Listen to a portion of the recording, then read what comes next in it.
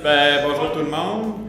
Ferme ancestrale 1793.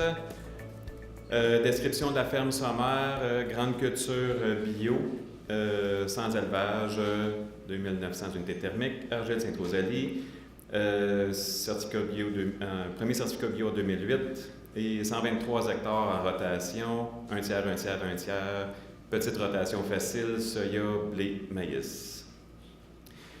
Régie en bref, travail du sol, je suis malheureusement encore en labour, le temps de trouver des solutions à ça.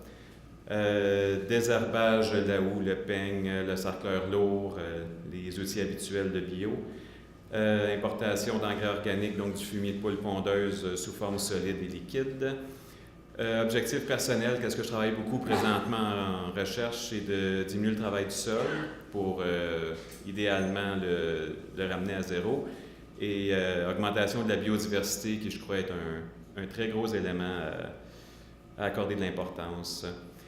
On a fait une petite parcelle cuisine cette année avec Valérie, accompagnée de financement du MAPAC. Donc l'idée, c'était un semi-intercalaire dans le soya. C'était des vraiment petites parcelles. J'ai fait mon dernier sarclage le 18 juillet. Et puis, ça a été semé à la main au Centre Durand le 28 juillet. Question de disponibilité des mains pour venir semer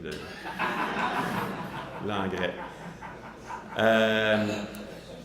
On pensait vraiment le faire plus tôt que ça, mais en tout cas, c'est un essai qui semait tard, là, c'est ça, là, on voyait l'effet de semer tôt, mais si on sème à 2 trifoliés, c'est un aspect. Semer tard comme ça, c'est peut-être parce que la plante va se développer un petit peu puis elle va attendre d'avoir la défoliation pour clencher. Tandis que sinon, on se met plus tard, là, le soya étouffe tout puis c'est une trop longue période sans lumière pour la plante. Donc là, ça a l'air d'année comme ça. Donc, on a essayé différentes espèces. Donc, le cachemire, à différents taux aussi. Puis là, on voit, première photo le 26 août, donc même pas un mois après l'implantation. Et le 25 octobre, on voit que le soya est battu, donc c'est quelques jours après la récolte de soya. Cachemire, il a fait moyennement, mais là, on voit l'implantation est vraiment sur le centre Durand. D'autres cachemire à 20 kg, c'est un petit peu mieux. Après ça, le Ladino 10 kg, c'était bien. Qu'est-ce qu'on regarde en tête vraiment, là, c'est le Ladino à 20 kg, qui se trouve être une semence pas trop dispendieuse à semer, à comparer du trèfle souterrain qui est là, qui a fait moyennement, mais il paraît que c'est assez dispendieux, l'achat de ça. Donc, on ne voyait pas un gros potentiel pour le souterrain. Puis j'avais du plantain Boston en main. Et on a essayé ça, puis c'était quand même surprenant. Ça n'a pas nuit à la récolte non plus, à cause probablement de la date d'implantation. Puis c'était quand même intéressant aussi. Là, en vrac, je voulais vous parler de l'importance des micro-parcelles à la ferme. Juste à acheter un petit tourniquet au Rona du coin, puis en se délimitant des parcelles de 6 rangs de large, mettons avec une certaine longueur, on sait la superficie, donc on sait qu'on est capable d'évaluer notre taux de semis. Donc en sachant la superficie, on est capable de dire, ça me prend 60 grammes pour équivaloir à 6 kg à l'hectare.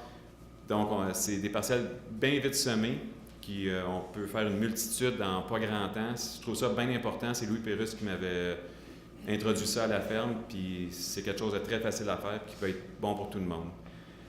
Là, je reviens aux essais. Facteur de réussite, un peigne enfouisseur de semences ou des disques semoirs, je pense qu'on a beaucoup parlé.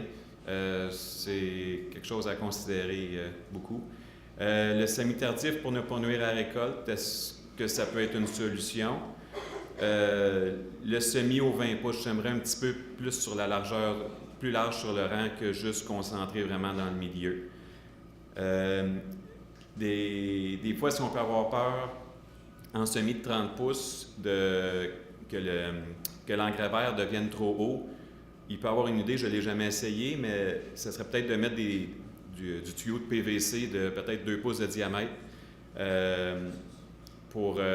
sur une certaine longueur de faux, donc la longueur de faux que le soya ne rentre pas. Ça pourrait peut-être être une alternative assez simple pour coucher l'engrais vert et l'empêcher de monter dans la batteuse. Donc, on se garderait des sections de faux de la table de la batteuse à découvert de 10 pouces pour que le rang de soya puisse rentrer dans cet espace-là et 20 pouces de tuyau pour coucher. Ça peut être une technique simple. Puis, il y a aussi des tables à soya pour les récoltes en rang qui peuvent être considérées. Puis des autres possibilités aussi que j'ai en tête pour augmenter la biodiversité et pouvoir travailler dans notre soya. Les cultures mixtes, je pense qu'il y a un bon potentiel à ça. J'ai fait un petit essai cette année qui n'a pas marché du tout, mais pour d'autres raisons. Mais soya, sarrasin, tournesol, caméline, tout ça mélangé ensemble. Le but, c'était de le récolter et de pouvoir le séparer. Soya et sarrasin, il y en a qui disent que ça se sépare bien, il y en a qui disent que non. Mais ça peut être une alternative, ça aussi, pour pas qu'il y ait juste un champ de soya à 100%. Donc, ça fait partie des possibilités. Puis même juste soya caméline, c'est quelque chose qui peut se faire très bien, plus dans le conventionnel. Dans le bio, là, on essaie de trouver des façons de faire à cause des sarclages qu'il faut que la caméline soit semée trop tard, donc ça nuit à son implantation. Donc, merci. C'était juste des petites idées comme ça. Vous avez le goût d'implanter des cultures de couverture? Visitez le site web du MAPAC ou participez à la conversation en vous joignant à la page Facebook Culture de couverture Québec. Bon semis!